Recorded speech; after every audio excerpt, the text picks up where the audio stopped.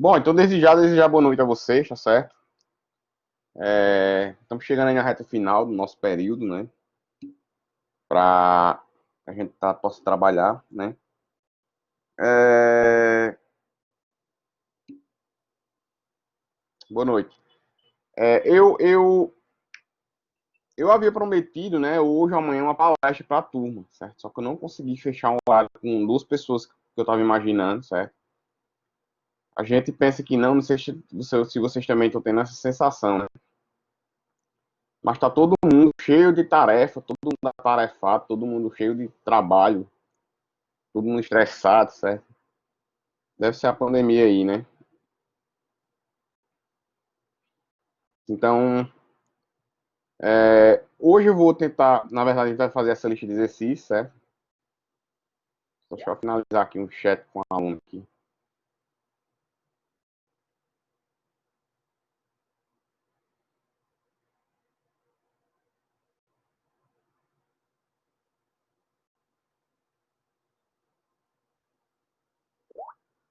Então, assim, eu resolvi trazer uma lista de exercícios hoje que vai ajudar vocês na prova, certo? Nossa prova ela vai seguir o mesmo formato do primeiro estágio, que eu já tenho adotado, certo? Não vou passar a lista de exercícios para vocês. Eu achei melhor tirar a lista de exercícios, eu vou deixar só a prova valendo 5 mesmo, sendo full, tá certo? Acho que ninguém vai reclamar disso, né? Porque vocês vão ter que trabalhar menos. Que mais? Acho que só, tá certo? Se eu conseguir fechar um palestrante para amanhã, eu trago. Se eu não conseguir, eu vou bolar alguma coisa para amanhã a gente fazer algo diferente, tá certo? Porque nossa prova, na verdade, as provas começam dia 15, né? Vou olhar aqui rapidinho no calendário, certo? Hoje é 4, segunda é 8, né? Nossas provas começam dia 15, mas as bancas começam na segunda, tá certo? Então eu vou tentar aí, as bancas TCC2. Então eu vou tentar aí, na medida do possível, da semana que vem, a gente, como é que eu vou falar? Eu administrar as bancas com as aulas, tá certo? Caso eu tenha alguma banca que deixou com a aula de vocês, eu aviso. No caso, eu acho que dia 11 é feriado Corpus Christi, né? Que eu tô vendo aqui, que é daqui a uma semana. E dia 12 não é feriado, é dia dos namorados, mas não é feriado, né? Eu não sei como é que a prefeitura ela tá trabalhando com a questão dos feriados, tá certo? Mas aí fica a dica.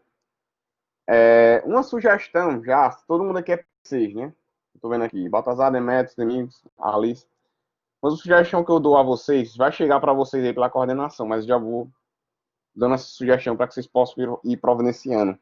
É que você já comece a pensar nos orientadores de vocês do P7, certo? Então, vocês estão chegando aí na reta final do curso, né? Vocês pertencem à grade antiga, certo? Na grade antiga tem TCC. E vários professores aí estão defendendo, certo? Seus alunos, seus orientandos. Inclusive eu. Estou botando uma leva de gente aí para se formar. Então, a dica que eu dou é que vocês comecem a se articular, a se movimentar aí, já para essa reta final de período, certo? Para que vocês possam achar os orientadores de vocês, mediante ao perfil de tema que vocês pesquisem. Então, fica a dica aí para que todo mundo possa seguir. Por que é que eu já estou dizendo isso? Porque quando vocês tiverem que entregar os termos de orientação, que é algo que a gente está passando agora no P7, talvez os orientadores, ou o orientador que você queira, não vai ter mais vaga. Então, já estou avisando aí, né? Eu era para ter avisado desde segunda, mas lembrei exatamente hoje, né? Então, vale a dica aí para vocês, tá certo? Para vocês que são do P6.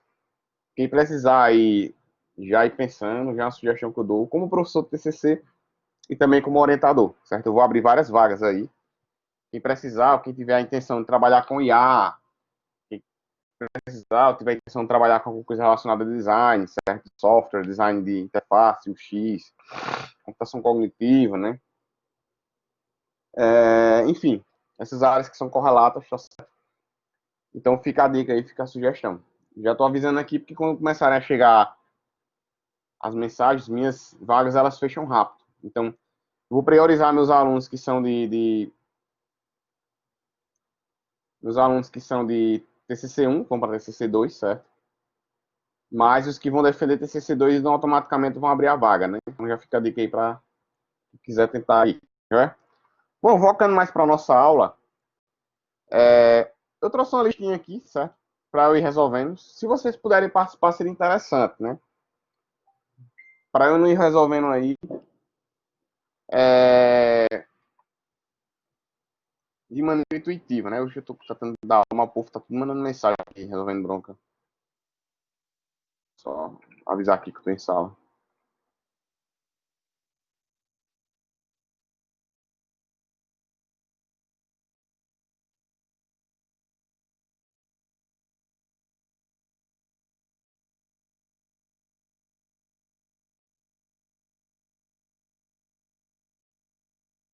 Rapidinho, certo?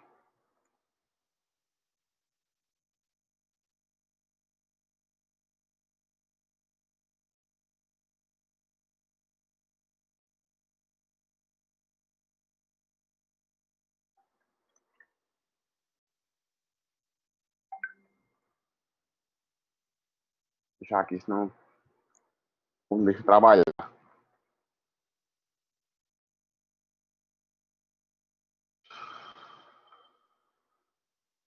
Como eu tava falando, certo? Trouxe essa lista de exercícios aí para que a gente possa ir fazendo. Eu vou resolvendo ela, se der tempo, eu vou pegar mais ou menos aí até umas 10 para as 8, 8 horas. Se faltar alguma questão, vocês tentam fazer em casa, beleza? Então, na primeira questão aí, eu falo assim, né? Quais das alternativas abaixo não definem estratégia de análise sintática ascendente? Deixa eu tentar botar a tela cheia.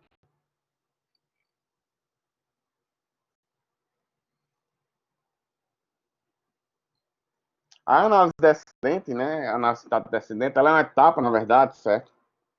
Que intermedia o processo de compilação, como a gente já tinha falado, né? Já vim falando há várias aulas, tá certo? E deixa eu só fechar essa outra janela aqui.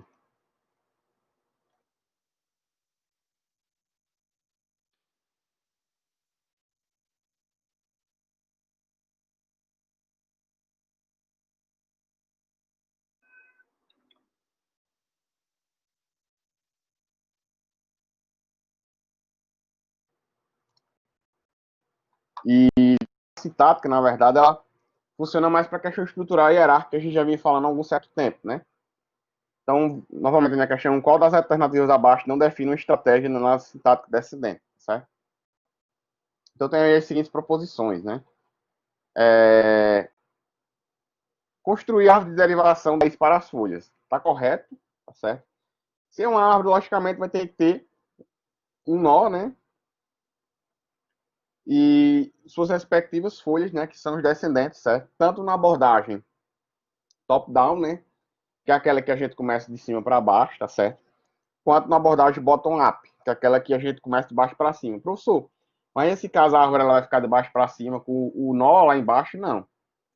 Não sei se vocês lembram, né? Que a gente teve algumas aulas de análise sintática ascendente, que a gente começa no caso das folhas para que elas possam voltar para a raiz, tá certo? Então, independente de ser de cima para baixo, de baixo para cima, da direita para a esquerda, da esquerda para a direita, a construção da árvore de derivação, certo? Ela pode ser rasada independente dessa estrutura que a gente queira chegar. Eu não sei se Ian, Vinícius e Gemais que estavam aí quando eu falei no começo da aula. A gente vai ter como uma avaliação só a prova, certo? Para o segundo estágio. Então, nossa prova ela vai ser apenas a prova normal que vocês já tinham feito no primeiro estágio, tá certo? Letra B aí, né? Cria nós da esquerda para a direita. Também não, certo? Não está correto aí também.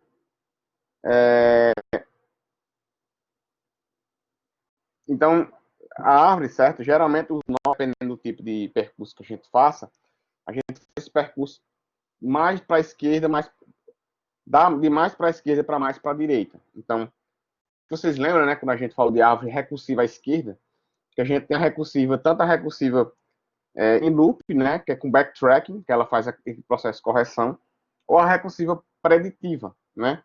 Então, qual a diferença de uma para outra? Que a gente também já tem falado no primeiro estágio, né? A de backtracking, ela vai ficar tentando, certo? É por probabilidade, na verdade. E a preditiva é por dedução, certo? Apesar de serem parecidas, mas em ambos os casos aí, certo? A gente pode construir a árvore da esquerda para a direita. Na letra C é a mesma coisa, né? Produção de derivação mais à esquerda para a cadeia de entrada. É a mesma lógica que a gente tem da primeira questão, no caso da alternativa da letra A. Tá certo? Então, a maioria de nós, pessoal, que a gente trabalha mais para o Ocidente, né? Quem trabalha da China para lá, no sentido Oriente, o pessoal trabalha da esquerda para a direita. E a gente, aliás, da direita para a gente está acostumado aqui no Ocidente a trabalhar da esquerda para a direita, certo? E a letra D aí, constrói uma árvore a partir das folhas de direção à raiz. A gente nunca pode construir uma árvore a partir das folhas. Exato. Tem que ter um nó para começar a construir essa árvore, certo? Esse nó aí é o que dá noção aí, o princípio, para que a gente faça essa construção, certo? Essa construção da árvore seja realizada com sucesso. Então, nesse caso aí, a incorreta é a letra D aí, né, de dado. Acho que ficou claro aí para todo mundo, né? Vamos lá. Chegando aí na...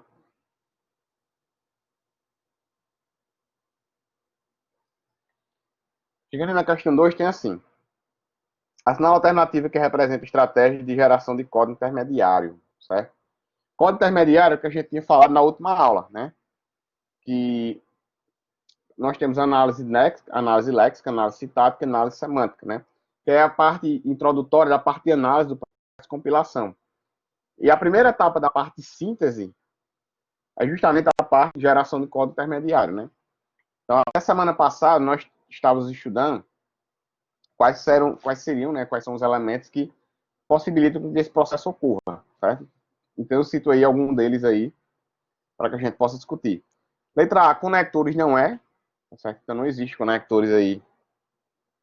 Não existe conector dentro do processo de compilação, certo? Interface, ela não é uma estratégia, interface ela é um modelo, certo? Ela é uma prescrição. Você pode até criar a lógica de interface, né? Várias linguagens de programação, a gente utiliza modelos de interface, né? Que é a estrutura de você instanciar, né, a partir de prescrição de assinatura, de prescrição de método. Apesar de ser um modelo, né, que o pessoal usa muito para código intermediário, mas ela não é uma estratégia, certo? Lista de instâncias também não existe, certo? Então, é um processo que ele não tem aplicabilidade para compilação, tem aplicabilidade até para aprendizado de máquina. Então, no aprendizado lá, não é um aprendizado específico, eu acho que é um aprendizado de base, No aprendizado de base a gente cria, certo? A teoria de probabilidade para as instâncias, que no caso são as hipóteses, para que aquele modelo ele aprenda. Aí sim a gente não cria nenhuma lista, a gente cria um espaço de instâncias. Dentro da programação, instância é você levantar um objeto para que ele possa ser reconhecido a partir de um construtor ou a partir de um package, né? Para o comportamento, no caso, os métodos de objeto, dentro daquela linguagem de programação, também não é. Então, nesse caso aí, a gente não usa lista de instâncias para poder,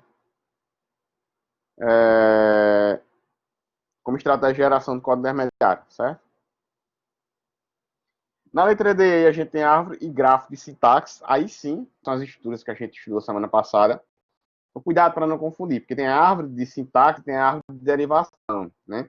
A árvore de sintaxe é aquela árvore que você especifica todas as relações que vão existir entre os operandos, na verdade, da árvore de derivação, mas você não especifica a gramática. Então, na árvore só ficam os símbolos não terminais com seus respectivos operandos, tá certo? Porque, como eu falei na aula passada, quem estava presente, nessa árvore, ela é uma árvore que a gente chama de árvore estrutural, não uma árvore de sintaxe. Então, se quem tiver dúvidas aí, eu posso falar no final da aula novamente, então explicar novamente em relação à de gráfico. E a derivação não é. A derivação ela é aplicada na análise sintática, tá certo? Ela não é aplicada na geração de código intermediário. Nesse caso aqui, a alternativa da questão 2 também é a letra D de dado, tá certo? Então é simples, né? Não tem muita discussão. Cuidado na diferença entre sintaxe e derivação, certo? São coisas diferentes. Só para finalizar de novo, né? A árvore de derivação, ela é uma árvore que a gente escuta e encontra na análise sintática, tá certo? E a árvore de sintaxe é uma árvore que a gente encontra na geração de código intermediário. Vamos para a terceira questão, né? É uma estrutura que forma de maneira condensada a configuração de hierarquia de derivação, na qual somente os operandos da linguagem aparecem como folhas. Estamos falando é basicamente a mesma coisa da letra, no caso da segunda questão. Também é a derivação. Então, o conceito de árvore de derivação está aqui, ó. Então, esse conceito aqui é o conceito disso aqui, ó. A estrutura que forma de maneira condensada a configuração de hierarquia de derivação. Não é nem no sentido porque ela é uma derivação, mas é porque as folhas geram outras folhas. Só que, como eu falei ainda agora, certo? Na árvore de derivação da análise sintática, a gente bota toda a frase, certo? Toda a cadeia de entradas de escrita. Os operadores e operandos ficam em todos os nós, né? E na árvore de sintaxe, aí não, perdão, eu botei até aqui, na verdade não é daqui. É isso aqui, ó. Cadê? Aqui, ó. E na árvore de sintaxe, a gente só bota os operandos, tá certo? Porque quem estava na aula passada viu o play, né? O operando, certo? Ele vai ter que ser o mesmo para ambos os lados das linguagens. Independente de ser o Java, independente de ser PHP ou Python, operando ele tem que ser o mesmo. A lógica de operação tem que ser a mesma. Mas a descrição, no caso o símbolo, o lexema, o token, pode variar de acordo com a linguagem, no caso de acordo com a gramática, tá certo? Então, automaticamente, essa questão 3 vai ser letra B de bola, tá certo? Só mudei aqui a ordem aqui, né? Ficou claro aí para todo mundo, né? Acho que sim, né? Na questão 4, beleza. Beleza. Na questão 4 fala assim: assinala a alternativa que corresponde à estratégia de construção de uma árvore de análise sintática. A árvore sintática ascendente é aquela que a gente falou ainda agora, né? Que a gente constrói de baixo para cima, certo? Só que a diferença da descendente é que ela vai ser construída a partir dos filhos e não a partir do nó. Porque a hierarquia da árvore ela é uma árvore, certo? Vamos dizer assim, de cima para baixo, certo? A gente não pode deitar a árvore, que a árvore ela tem um nó embaixo e os fios crescem para cima, não. A forma de síntese dela parte das folhas e não parte dos nós, certo? Então, cuidado. A ascendente ela é diferente da descendente, né? Constrói uma derivação a partir das folhas de raiz da árvore, automaticamente já vai ser quem? Já vai ser letra A, tá certo? Produz uma derivação mais à esquerda para a cadeia de entrada. Geralmente, a gente não começa da esquerda para a direita, a gente começa da direita para a esquerda. É o processo inverso, certo? Mas existem algoritmos que o pessoal começa da esquerda para a direita, porque você vai pegar o sentido oposto. Se você pegar uma árvore que ela é descendente, mesmo ela sendo recursiva mais à esquerda, certo? Mas a gente faz o sentido de cima para baixo, esquerda e direita. E na ascendente, ao contrário, é de baixo para cima, direita e esquerda. Mas vai depender do algoritmo, tá certo? Então, geralmente essa daqui, ela tá errada. Geralmente a gente começa da direita, né? Constrói a derivação da raiz para as folhas, não. Essa daqui é da descendente, tá certo? Descendente seria letra D. Aliás, letra C. E ascendente é letra A. Então tem essa diferença aí, né? E letra D cria nós da esquerda para a direita, também está incorreto, tá certo? Então ela constrói, na verdade, da direita para a esquerda. Então, qual a estratégia aqui? Vai ser essa daqui, ó. Certo?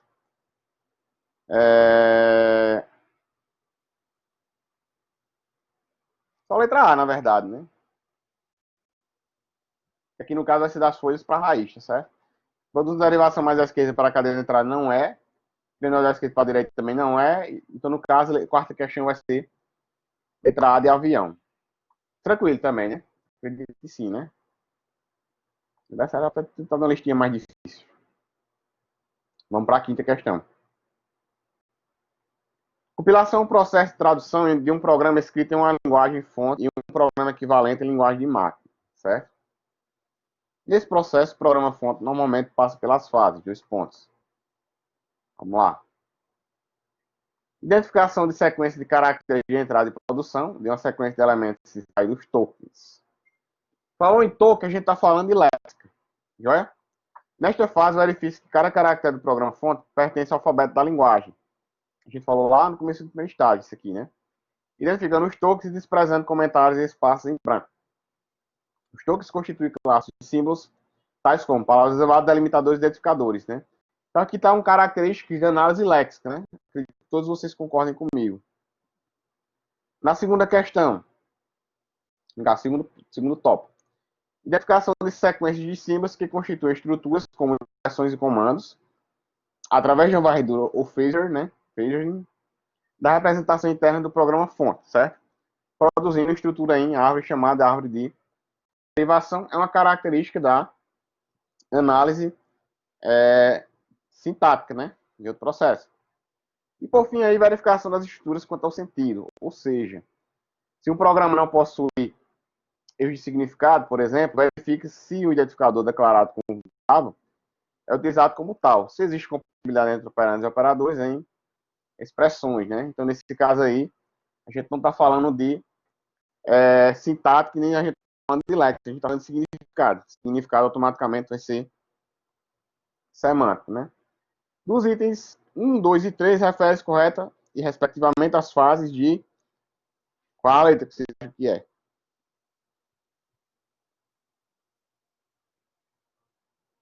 Letra A, letra B, letra C.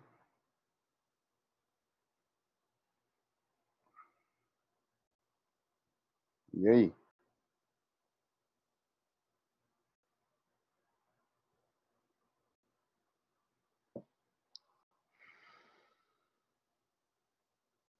Estou vendo que ninguém está participando aqui.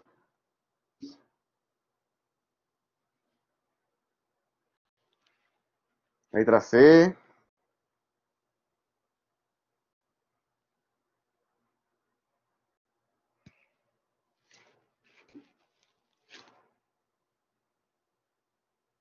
Letra A de avião, ó. Sintática. Léxica, né? A árvore de derivação aqui, o phaser, na verdade, vai ser sintática. E a parte do significado, ele é semântica. Então, vai ser o quê? Letra A, viu? Ficou claro aí para todo mundo também, né?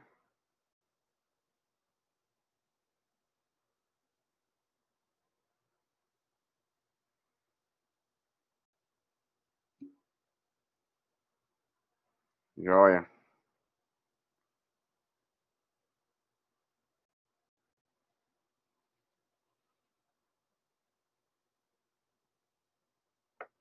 Vamos lá para a sexta questão, certo?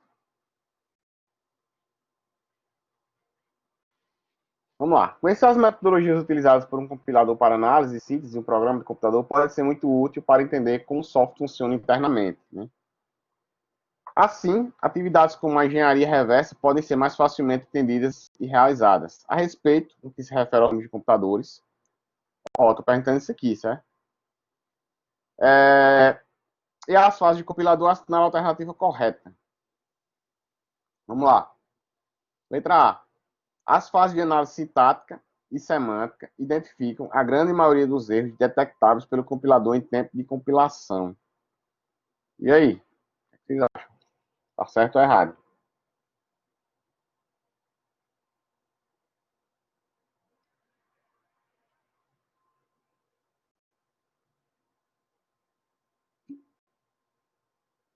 Então vá, leia aí, Ana. Vou botar até uma musiquinha aqui para vocês escutarem enquanto vocês leem aí.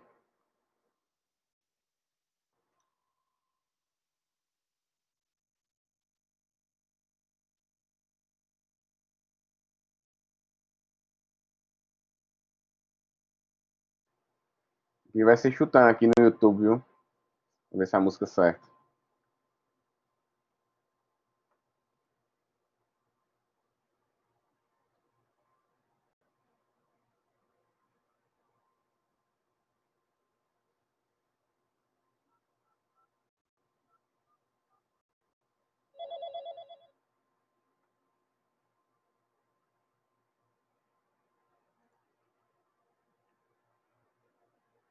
É, não apareceu não aqui.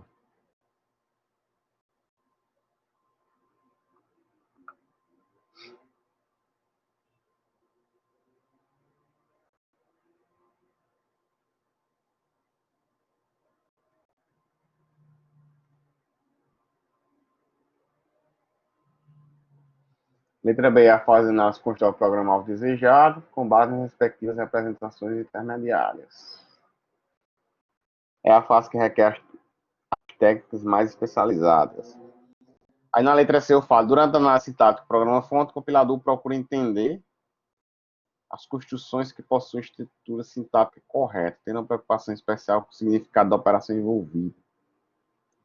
Na letra D de dado aí, né?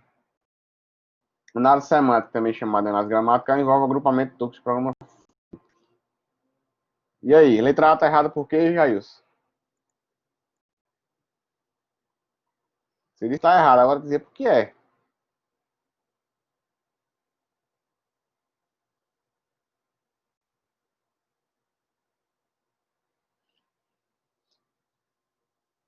E algo é execução. Tempo de compilação, né? Não é característica da semântica, né? É característica de sintaxe, né? Isso que você está falando faz sentido, né? Semântica é compilação, certo?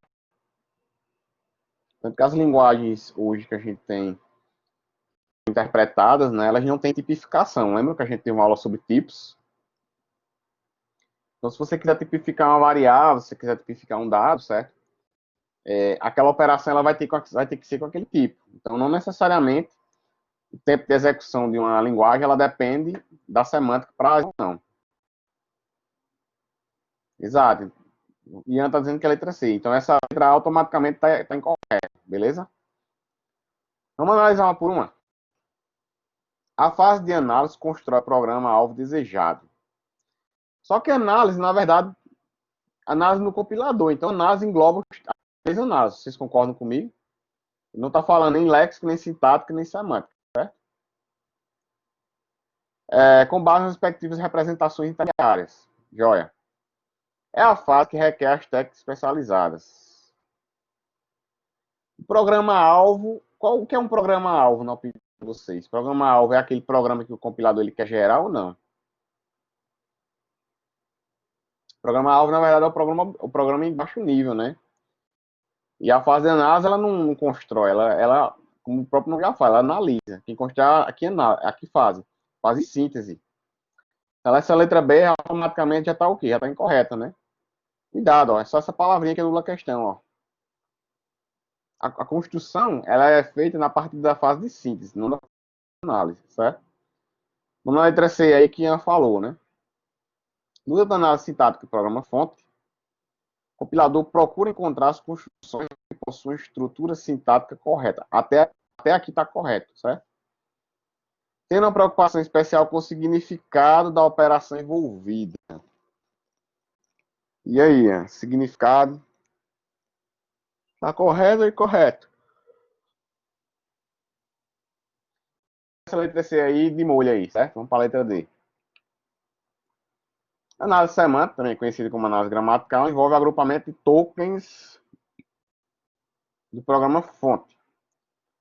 A síntese dos tokens, né, a criação dos lexemas, ela é feita lá na fase de léxica, né? E a análise semântica ela não faz esse agrupamento, na verdade, ela faz apenas o upgrade, né? É como se fosse uma atualização, né? É uma junção ali dos tokens. Esse primeiro fragmento ele já está errado, certo?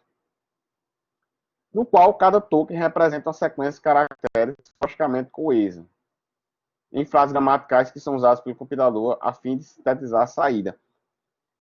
Essa primeira etapa não é que ela esteja errada, certo? É porque ela está mal escrita. Porque daqui para frente, ela já vai estar correta. Ó. Porque o agrupamento de tokens ele vai ter que ter uma lógica.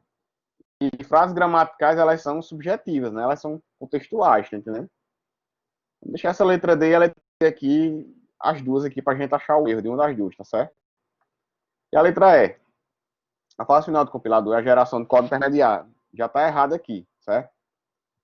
É a otimização do código intermediário. Geração do código intermediário é a penúltima fase que a gente está estudando.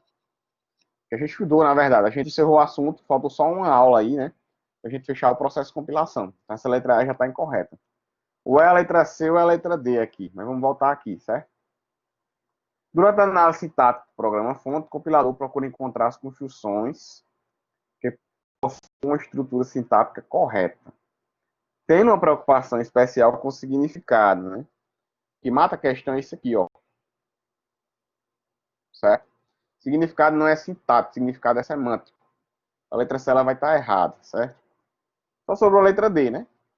A análise semântica, também chamada análise gramatical, envolve agrupamento de tokens, como eu falei. A síntese dos tokens, a criação dos lexemas, né? E a respectiva tabela de símbolos vai ser lá na análise léxica, certo? Então, ele fala agrupamento aqui no sentido de você pegar as palavras, né? Que podem ser tokens, sejam reservadas, sejam variáveis literais, sejam operador de abertura de abertura de fluxo, fechamento de fluxo, no caso, abertura de chave, né? Enfim, fechamento de chave, certo? No qual cada token representa a sequência logicamente coesa em frases gramaticais pelo compilador. Nesse caso aqui vai ser letra D, né? Exatamente, Jailson. Toda a segunda parte da D ela tá correta. O que confunde às vezes o leitor é agrupamento de tokens. Ó. Então são palavrinhas, tá certo? Aqui se fosse a síntese, estaria incorreto. Mas o agrupamento gramatical, né, ele pode ser considerado sim como sendo uma, digamos, não uma das características da nossa semântica, né, mas uma dependência que a semântica ela tem das fases anteriores, certo?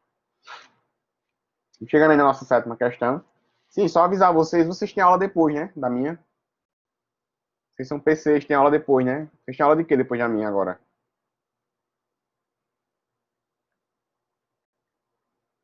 Vocês têm aula de banco de dados ou de redes? Nenhuma das duas. Programação.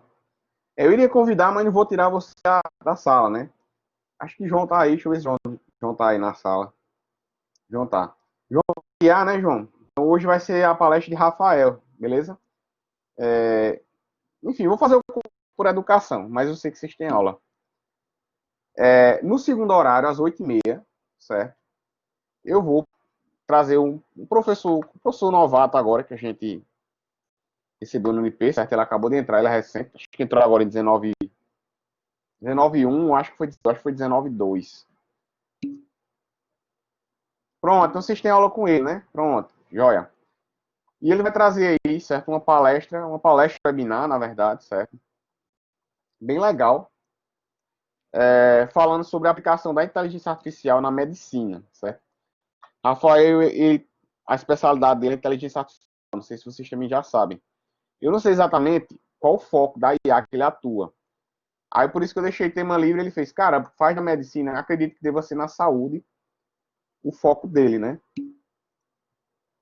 Então tá aqui o link, ó, da sala de aula, certo? Vocês podem até deixar as duas salas abertas, né? Já que a aula do Fujioka ela fica gravada, dependendo do que ele vai ministrar também, certo? Vocês podem deixar as duas salas abertas, deixam uma sala aberta ao lado da outra. E vocês podem participar. Ou então vocês podem acessar depois. Eu acho que eu não falei a vocês que eu trouxe Hilário, né? Na terça-feira, certo? Hilário falou sobre processamento de linguagem natural. Até a palestra de vocês hoje seria dele, nesse exato momento. De novo, a mesma palestra. Mas ele me disse que tinha um compromisso hoje à noite, certo? Tive que cancelar o segundo horário de palestra dele. Mas eu vou colar aqui o link para que vocês tenham acesso à palestra de Hilário, certo? Ficou bem legal. Não sei se tem alguém da sala aqui, acho que não. Tá nas minhas mídias sociais também, certo? Eu já tinha divulgado, mas enfim. Deixa eu divulgar mais uma vez, porque estou postando lá os links. Se quiser, me adiciona lá no Instagram, é esse link aí, certo? Eu vi que alguns de vocês já seguem. E se eu não botar agora no final da noite, estou pondo amanhã de manhã, tanto o link dessa palestra de Hilário, que é esse link aí, não tá lá ainda, tá só o banner de divulgação, quanto a de Rafael, certo? Eu editei a de. Eu vi que já isso me adicionou aqui, né? Eu vi a de Hilário, certo? Fiz o compilado da de Hilário, vou fazer o compilado da de Rafael. E vou postar os dois links aí, então fica de acervo para quem quiser no futuro aí consultar, certo? Mas tanto a de Hilário foi muito boa, certo? Hilário fala muito bem, né? Um cara extremamente preparado. E Rafael também é um cara que tá, pelo menos na Unip, tá começando agora, mas é um cara que já tem muita ação dentro do curso da gente. Tá? Então vai ser bem legal, assim. Vai ser uma novidade pra galera de IA que também tá fechando aí esse semestre, certo? A galera, acho que acredito que vocês também, né? A galera tá bem cansada, sei se vocês também estão bem cansados, que nem pelo menos o pessoal do P7, P8 tá, certo? As duas turmas que eu percebo que estão mais cansadas são P7 e P8. Então resolvi dar esse presente aí de final de semestre com duas palestras boas, tá certo? Pra galera. E como eu falei, se eu conseguir um palestrante aqui para amanhã, amanhã a nossa aula vai ser palestra também, certo? Eu vou lutar amanhã, tentando conseguir alguém que tenha disponibilidade. O problema é só a disponibilidade da galera. Mas eu vou tentar trazer alguém para vocês amanhã também, tá certo? Então, fica a dica aí para o mundo. E voltando para a lista, aí a gente chega na sétima questão, né? No âmbito do processo de compilação, a fase de análise, lembra que eu falei das fases de análise e a fase de síntese, né? É composta pelas subfases. Aí estão aí as subfases, né? Então, as três subfases que a gente também já falou. Considere 2 pontos, beleza? Durante a análise léxica, as palavras do léxico são guardadas na tabela de símbolos e classificadas de acordo com a linguagem, em palavras reservadas, comandos, variáveis, tipos básicos. Tá certo ou errado isso aí? O que vocês acham? Como eram as classificações que nós fizemos lá no laboratório, naquela prática, vocês lembram, né? É uma pena a gente não estar presencial, né? Porque a gente teria feito a prática de sintaxe também, a de semântica, né? Exato, Jair. Esse é o famoso Tolkien, cara. Parabéns aí, certo? Então, essa primeira, ela tá correta, né? A gente bota a palavra reservada, comandos, variáveis, tipos básicos, por aí vai, né? Análise sintática é responsável pela verificação da boa formação, certo? Dos comandos da linguagem, de acordo com as regras especificadas pela gramática da linguagem, pois sentenças mal formadas geralmente interrompem o processo de compilação e são apresentadas como erros. O que é que vocês acham disso aí, hein? Vou ler de novo, certo? A análise sintática é responsável pela verificação da boa formação dos comandos. E bexiga é boa formação, né? Deve ser formação correta, né? A escrita é correta. Eu subentendo assim, né? De acordo com as regras especificadas pela gramática da linguagem. Todo mundo lembra que significa gramática regular, né? Pois sentenças mal formadas, né? Formação de palavras, formação de comando ele é uma estrutura, né? O comando ele tem que ter elementos que façam sentido. Vocês concordam? Então, o comando ele parte de uma expressão regular. Acredito que vocês concordem comigo, né? E o comando ele é uma regra, concorda? Então, se eu vou ter lá um comando de repetição, eu vou ter que ter a palavra reservada, certo? E à frente a condição. Vocês concordam comigo? Mesma coisa de decisão, né? Palavra reservada é decisão. No caso, vai ser a condição, né? Aí, João botou aí, não só tem que ter a gramática correta, sentido seria na parte semântica. João, também concordo com você. Geralmente interrompe o processo de compilações apresentadas com mensagem de erro. Então, o que esse carinha fala aí, está correto ou está errado, ou está incorreto? Na opinião de vocês aí. E aí? Correto? Por que está correto, João? Já que tu falasse aí.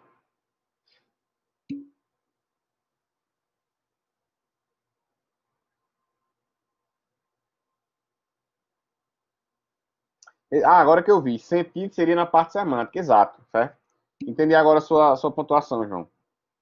A gramática regular, ela faz parte da expressão regular, que no caso é a regra de escrita, que é a sintaxe. E o sentido que você fala é significado, né, João? É que eu me confundi aqui. Aí na parte semântica, né? Joia. Então tá correta. Então aí 1 e 2 estão corretos. Quem é que a gente já elimina aí, né? Letra B de bola e C de cachorro, né? A gente já elimina aí. E D de dado, né? Não. B de bola e D de dado. Na verdade já voa aí, né? B de bola e D de dado, certo? 3. No fim da análise sintática, temos a representação do programa original de forma hierárquica, onde o programa é representado por uma árvore sintática. Tá certo ou errado? Qual é a árvore que resulta da análise sintática, hein?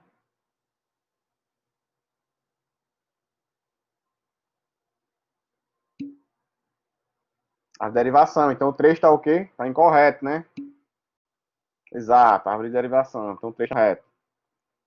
E o 4 aí, ó. A análise semântica mais comum consiste na verificação da consistência de tipos de operandos envolvidos em operações aritméticas ou dos parâmetros passados a procedimentos. Vamos tentar entender aqui o que foi escrito aqui, certo? Exato. Vamos tentar achar o erro dessa aí, já que vocês estão dizendo que é a letra A, né? Análise semântica mais comum. Não existe análise semântica mais comum, certo? Ou existe só uma única análise semântica. Não existe mais de um tipo de análise semântica. Consiste na verificação da consistência de tipos. Consistência, se ele falar no sentido aí de formação, é característica da sintaxe, certo? Então não é da semântica. E tipos de operandos, né? Os tipos, na verdade, eles são provenientes da semântica, porque o tipo ele é muito relativo, né? Se a linguagem ela é ou não tipificada, né? Envolvidos em operações aritméticas ou dos parâmetros passados a procedimentos. Não necessariamente, certo? A gente não precisa ter, foi o que eu falei antes de alguns de vocês entrarem. Lá no Python, que não é tipificado, você não precisa verificar o tipo da variável na declaração para você atribuir um valor literal para ela, não. Vocês concordam comigo? A gente cria variáveis em Python aleatoriamente e põe um valor lá sem tipificar. Se você não atribuir no operador e não no operando, que é o símbolo, a definição, a delimitação se vai ser ou não string, o compilador, na verdade, ele não vai identificar que tipo de dado é aquele ali, certo? Então, não é uma característica da semântica fazer essa formatação da expressão, certo? Ela pode até ter responsabilidade em relação à tipificação, porque depende do significado que a linguagem ela vai entender, ou que a linguagem ela vai adotar, tá joia? Então, realmente, aqui, letra aí, letra A de avião aí, tá joia? Vocês estão entendendo, né? Tá todo mundo calado aí, ninguém tá falando nada.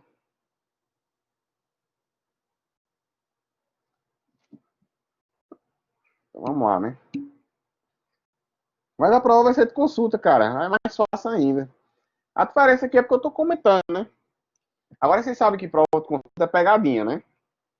Eu já falei por quê, né? Porque a prova de consulta vocês não focam para estudar. Vocês não estudam. E o cara fica sem lembrar do assunto. E esse assunto é um assunto interpretativo.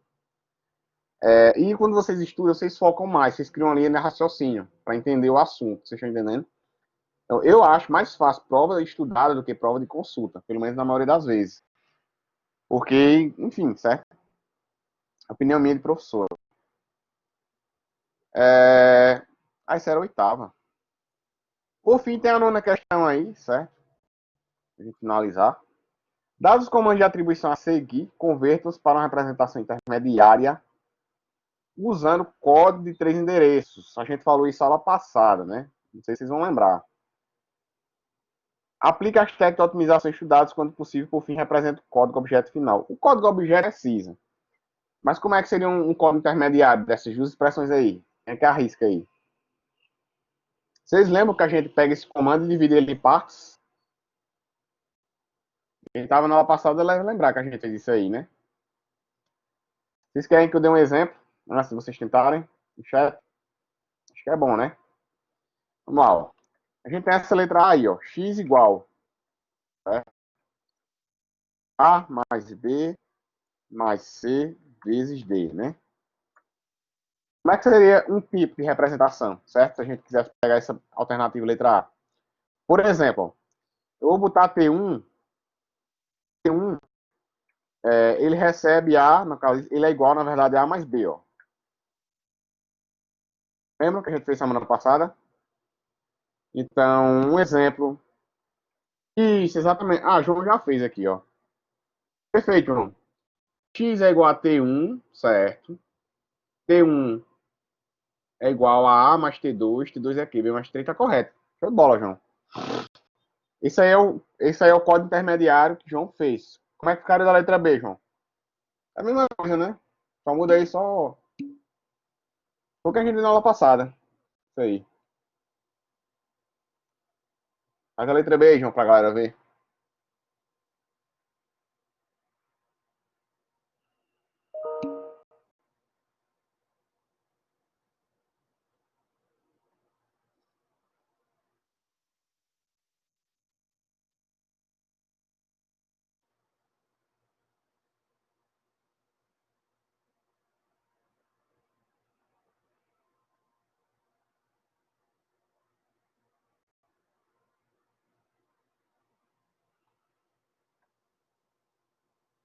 Eita, mas já tá chegando os e-mails das bancas aqui do povo.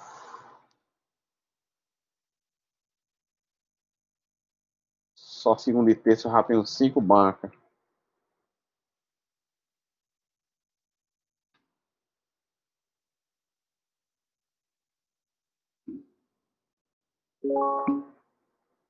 Vão ser online. Se vocês quiserem assistir, é realmente recomendável também. Olha, tudo que for de TCC, comecem a se envolver a partir de agora. É excepcional que vocês assistam pelo menos umas duas bancas aí, certo? Algumas vão ser à tarde, outras vão ser à noite. Então, tentem, enfim, na medida do possível, participar, certo? Joia? Então, tá aí o gabarito aí da nona questão.